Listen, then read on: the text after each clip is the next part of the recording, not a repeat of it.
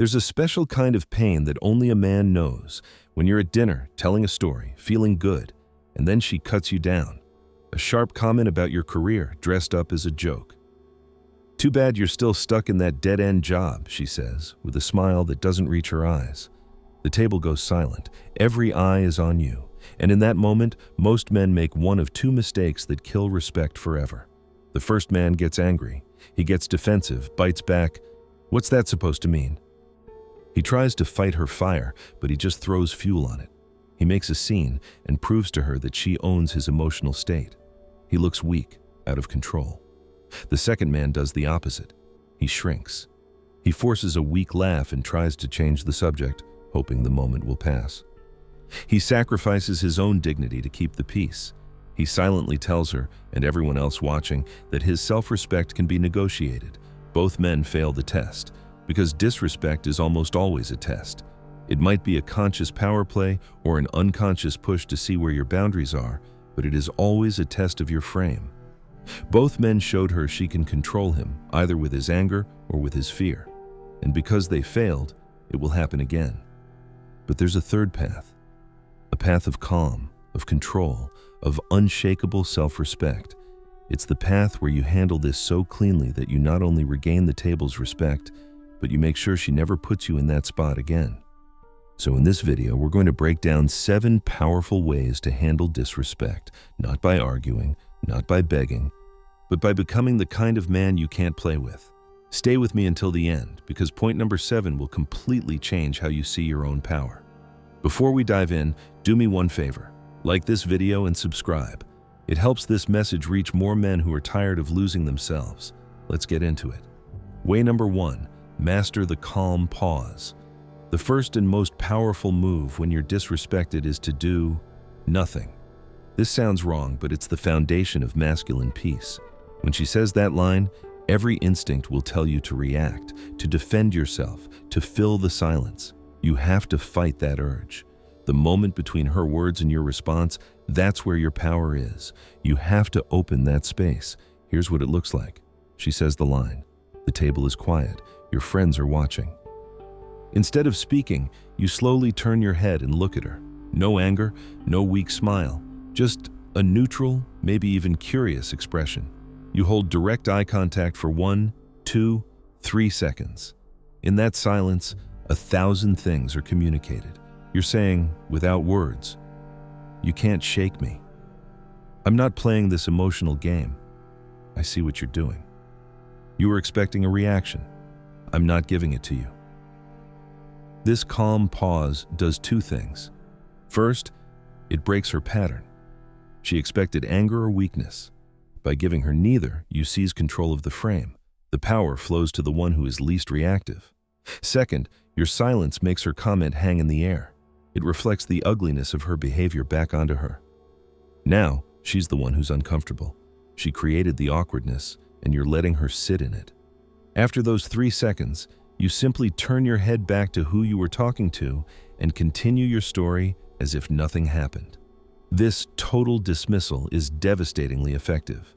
It communicates that her comment was so insignificant, so beneath you, that it didn't even deserve a response. You treat it like a fly buzzing in the room. You refuse to be pulled out of your reality. Mastering this is a form of emotional control. It's peace under pressure.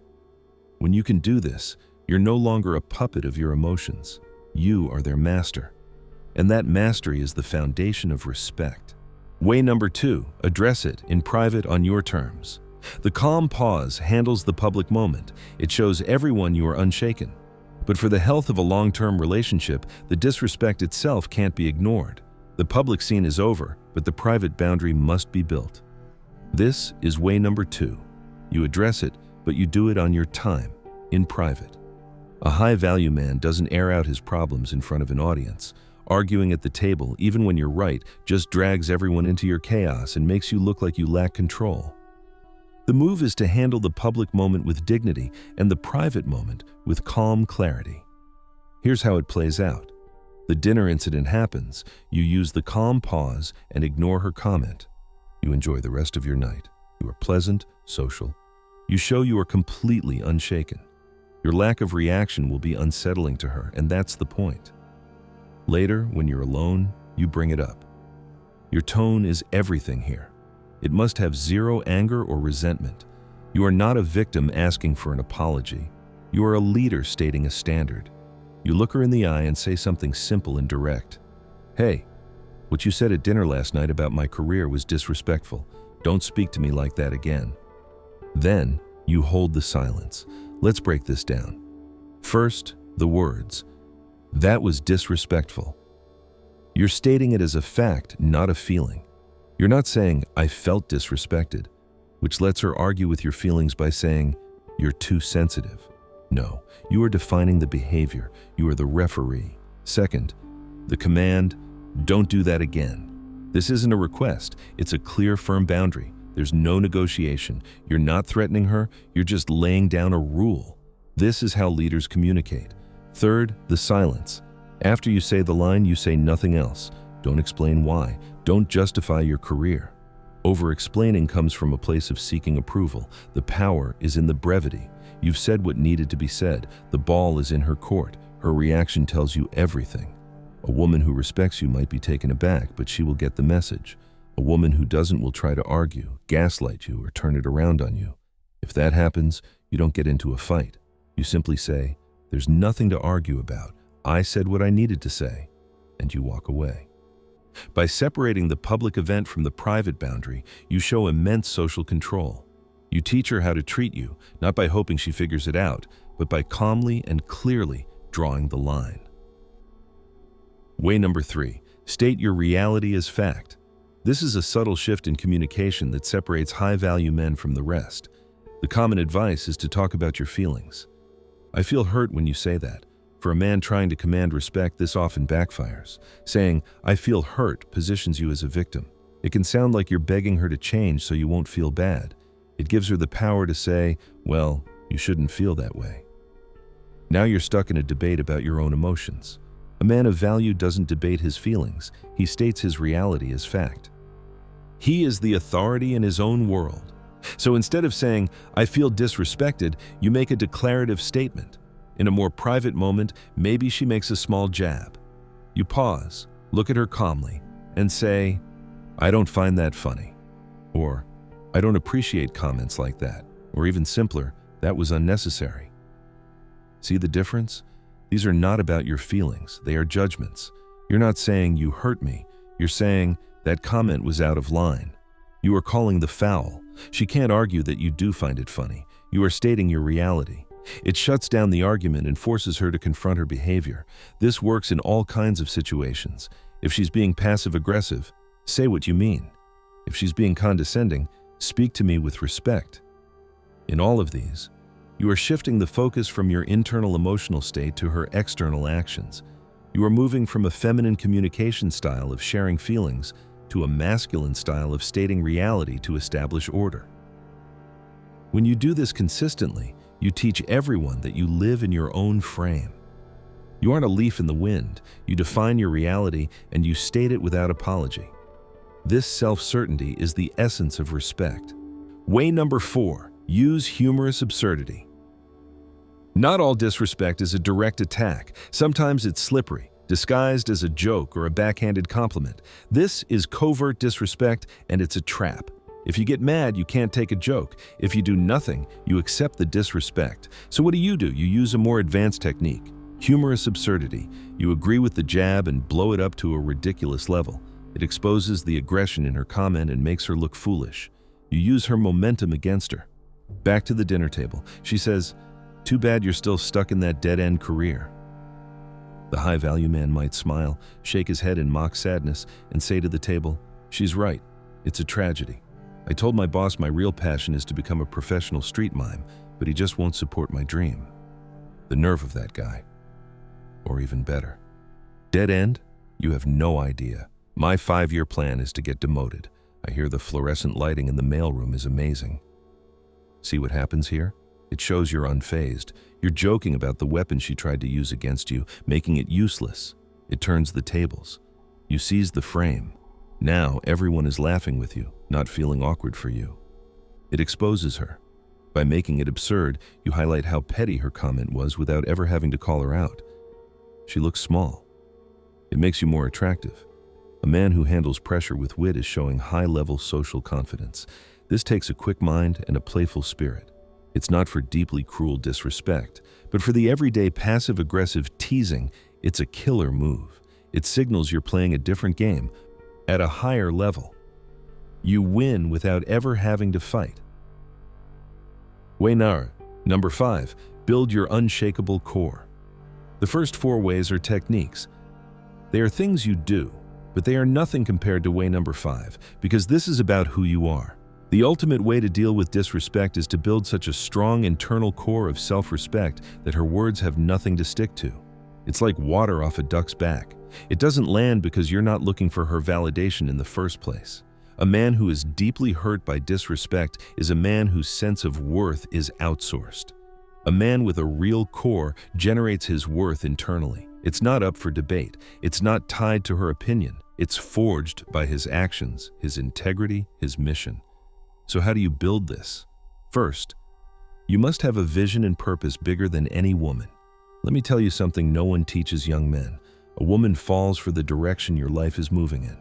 When you wake up every day to build your business, create your art, or chase excellence, you don't have the mental space to worry about petty comments. Your focus makes her noise insignificant. Second, build a life you are proud of for you. Hit the gym, learn a skill, build a network of strong men who hold you to a high standard. A man whose life revolves around a woman is terrified of losing her, and that fear makes him tolerate disrespect. A man with his own full life is with her by choice, not need.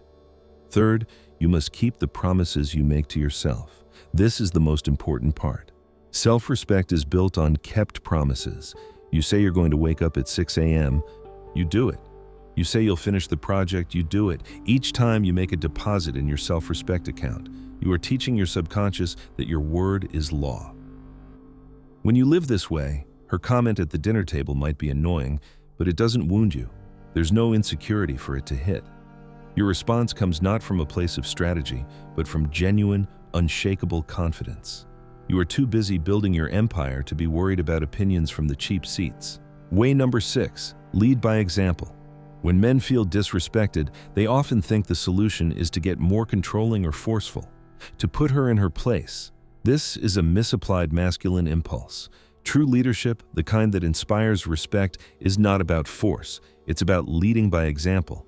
A man who tries to control his partner with anger or lectures isn't a leader, he's a tyrant. And tyrants are only feared, which always turns into resentment. He's trying to manage her, but a high-value man is only ever focused on managing himself. Leading by example means you embody what you want to see. You want respect? Be respectable. You want calm? Be the calm center of the storm. A low-value man sees her disrespect as a problem in her that he has to fix. He points his finger. A high-value man sees her disrespect as a signal that the frame of the relationship is weak and he must strengthen it. He looks inward. He asks, "What have I been doing that created an environment where this felt like an option for her?" Maybe he's been complaining. Maybe he's let his own standards slide. Maybe she is just mirroring his own lack of self-respect. You don't lecture her about respect. You live in a way that makes disrespecting you feel absurd. You are the thermostat, not the thermometer. You don't reflect the temperature of the room, you set it. When she is chaotic, you are stable. When she pushes, you are the unshakable oak. This stability is what she will unconsciously be drawn to and respect. She is testing your frame to see if it will hold. If you get angry or weak, you fail. If you hold your ground with calm, dignified strength, you pass.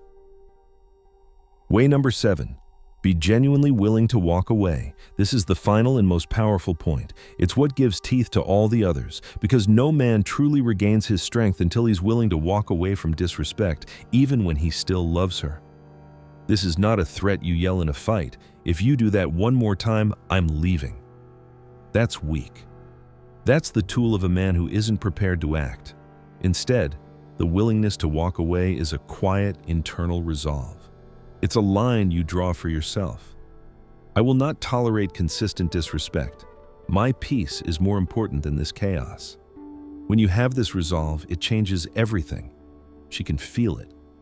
When you set a boundary, she knows it's real because it's backed by the ultimate consequence, your absence. Let's say the disrespect isn't a one-time mistake. It's a pattern. You've addressed it calmly, but it keeps happening. You must understand you are no longer dealing with a behavior to be corrected. You are dealing with her fundamental character. No amount of talking will fix it. A high-value man does not waste his life trying to teach respect to someone who doesn't value him.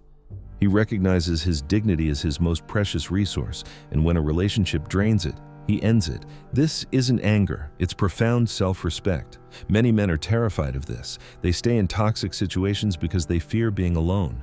But the pain of leaving a bad relationship is temporary. The pain of staying is the slow death of your soul. Sometimes walking away isn't loss, it's liberation. When you cultivate this willingness to walk away, you become truly free. Paradoxically, this is the quality that inspires the most respect. She knows you are with her because you want to be, not because you need to be. And that is the only foundation for real, lasting respect. At the end of the day, handling disrespect isn't about punishing her, it's about protecting yourself. You teach people how to treat you. When you respond with angry outbursts or weak silence, you teach them you can be controlled or that your dignity is worthless. But you can teach a different lesson. By mastering the calm pause, you teach that you are the master of your emotions. By setting firm boundaries in private, you teach that you are a leader with standards. By embodying your mission, you teach that your worth comes from within. And by being willing to walk away, you teach that you respect yourself too much to tolerate anything less. This isn't about controlling a woman. It's about controlling yourself. It's about forging a core of self-worth so powerful it shapes the world around you. The respect you get will always mirror the respect you have for yourself. Build that respect, brother. Become the man who doesn't need to prove his worth because his presence already does. If this message hit home, like this video, subscribe and share it with another man who needs to hear this truth.